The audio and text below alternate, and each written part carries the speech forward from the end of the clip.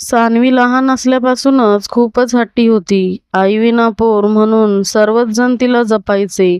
आजीची ती तर खूपच लाडकी होती. बाबांचे दुसरे लग्न लावायचा प्रयत्न सुरू होता. पण ही 7 वर्षांची चिमुरडी काही ना काही करून मोडून काढत होती. दोन्ही आजीबाई समजावून दमल्या तिला. "अगं, सगळ्यात सावत्र आई काही खडूस नसतात आणि आम्ही आहोत ना, तुला काही त्रास दिला तर आम्ही तिला ओरडू."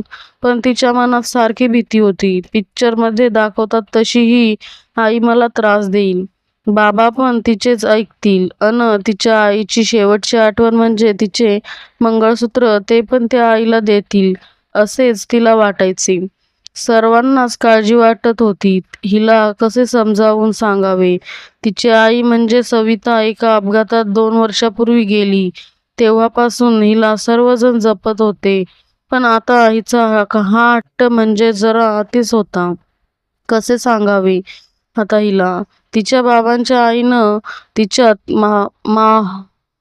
मावस भावाची मुलगी पसंत केली. तिचे पण लग्न होऊन घटस्फोट झाला होता. तिला एक मुलगा होता. पण ही चिमुरडी ऐकायला तयारच नव्हती.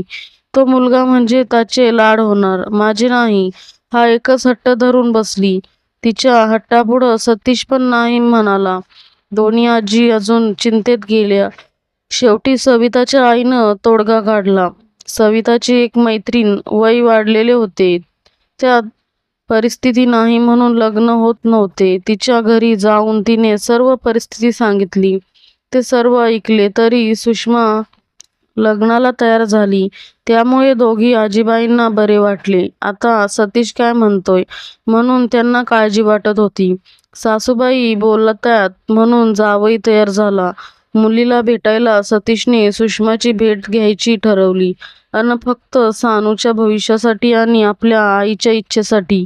आणि आपल्या आईच्या इच्छेसाठी मी तयार आहे. माझ्याकडून बाकी कसलीच अपेक्षा करू नको, असे त्याने आधीच सांगितलं सुषमाला. हे ऐकताच खूप वाईट वाटलं. पण किती दिवस घरच्यांचे टोमणे ऐकायचे, म्हणून ती तयार झाली.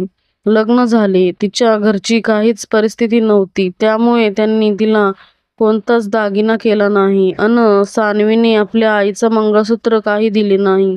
शेवटी सविताच्या आईनेच तिची आई होऊन सर्व काही केले. सान्वी तिला खूप त्रास द्यायची. "ए दुसरी आई" अशीच हाक मारायची. ती ओरडली की मुद्दाम खोटे रडायची. सुषमाला 2 महिन्यात सर्व गोष्टीचा अंदाज आला. दोन्ही आजींना आधीपासूनच माहीत होते. त्यामुळे त्या सुषमाला काहीच बोलायच्या नाहीत.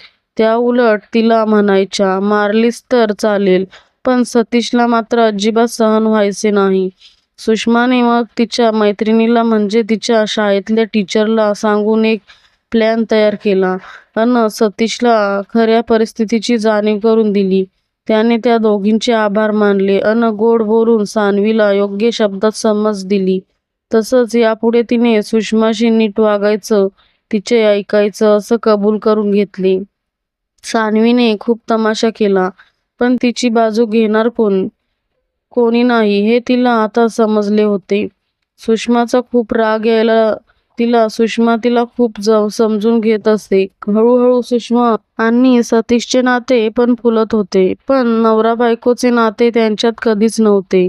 आणि ते सतीशने तिला आधीच सांगितले होते.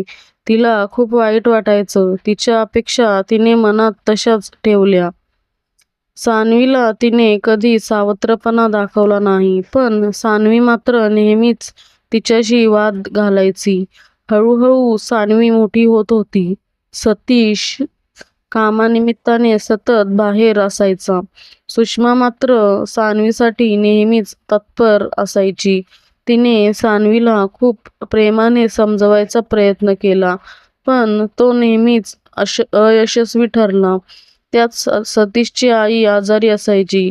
त्यांची पण ती काळजी घ्यायची. त्यांनी एकदा सुषमाला बोलावून सांगितलं, "मला खूप काळजी होती बघ ह्या सानूची, पण आता नाही. तू आहेस. आता माझे काही झाले तरी चालेल, पण तुझ्यासाठी मात्र मला वाईट वाटतं. या पोरीसाठी तू एवढे करतेस, त्याची तिला किंमत नाही." सुषमा हसत म्हणाली, "तिला नक्की कळेल एक दिवस. मला पूर्ण विश्वास आहे." सान्वी सर्व ऐकत होती. तिने चुकीचाच अर्थ काढला नेहमीप्रमाणे खूप भांडली. सतीश घरी आल्यावर त्याला उलटसुलट सांगितलं, पण त्याने सुद्धा सानूला सुनावले. रागाने ती जेवली नाही म्हणून सुषमा सुद्धा जेवली नाही.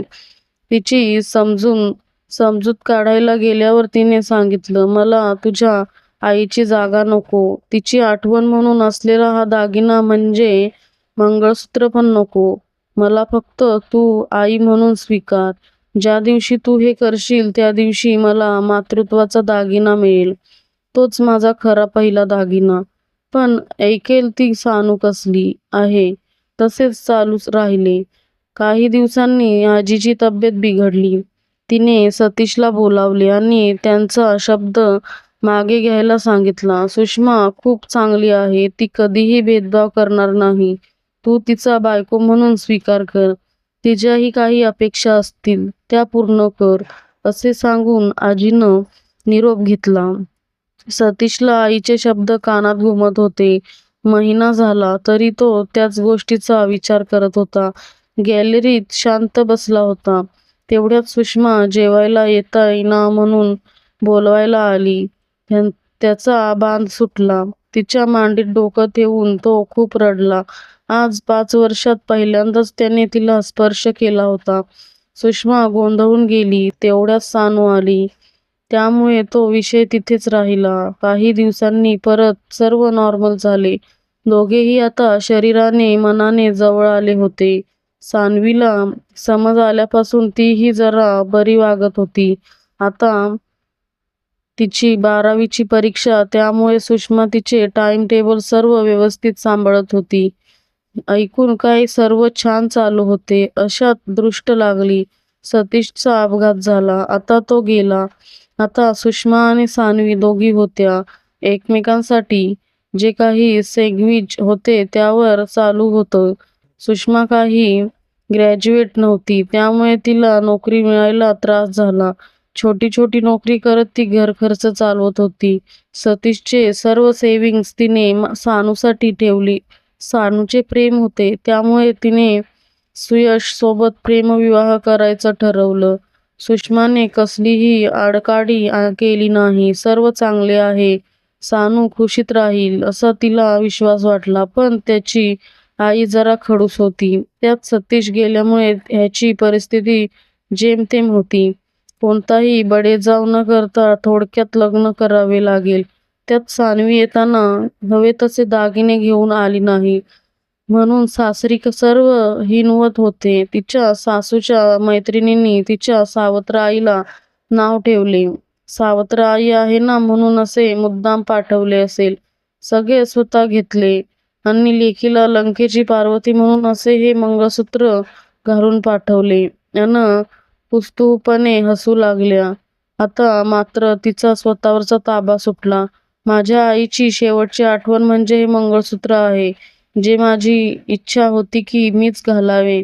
तिचा आशीर्वादाचा हात आहे ह्यामध्ये. अन माझ्या सुषमाईला नाव ठेवायला तुम्हाला काही अधिकार नाही. आज ती आहे म्हणून मी आहे. तिने मला योग्य संस्कार दिले, शिस्त लावली, संयम, व्यक्तिशीरपणा, मोठ्यांचा सन्मान, या सगळ्या गोष्टी कोणत्याही अपेक्षा न ठेवता शिकवल्या. बाबा गेल्यावर सुद्धा त्यांनी कमावलेला एक पैसाही तिने स्वतःला न घेता सर्व काही मला दिले. कधीच सावत्रपणा तिने मला दाखवला नाही. तो कायम मी तिला दाखवत आले. माझ्यासाठी तिने तिची कूस न उजळवण्याचा निर्णय घेतला. पण मला वेडीला कधी कळलेच नाही.